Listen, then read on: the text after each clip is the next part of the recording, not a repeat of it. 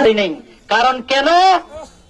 বাবা এমন একজন মানুষ, সমাজের সকল কিছুর নিয়ন্ত্রণ করে, বাবা সামাজিক কর্মকাণ্ডে অংশগ্রহণ করে।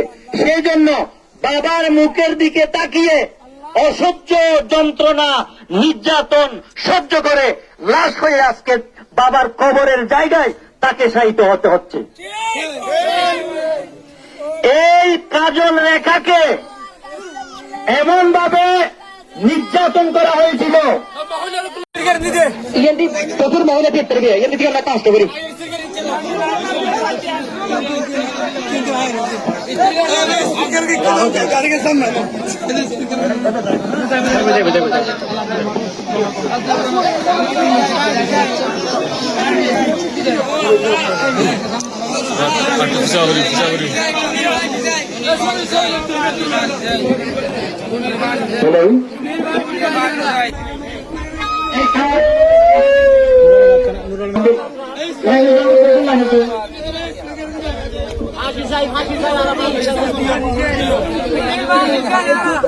সম্মানিত উপস্থিতি,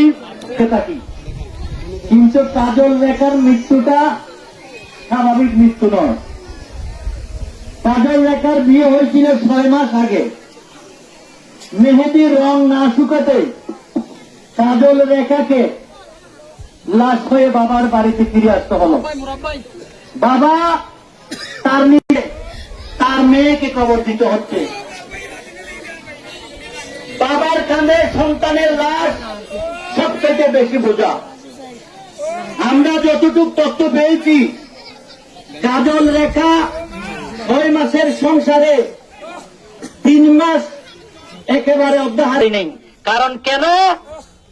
বাবা এমন একজন মানুষ, সমাজের সকল কিছুর নিয়ন্ত্রণ করে, বাবা সামাজিক কর্মকাণ্ডে অংশগ্রহণ করে।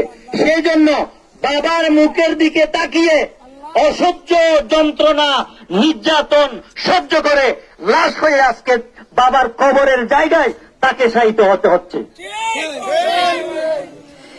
এই কাজল রেখাকে এমন ভাবে নির্যাতন করা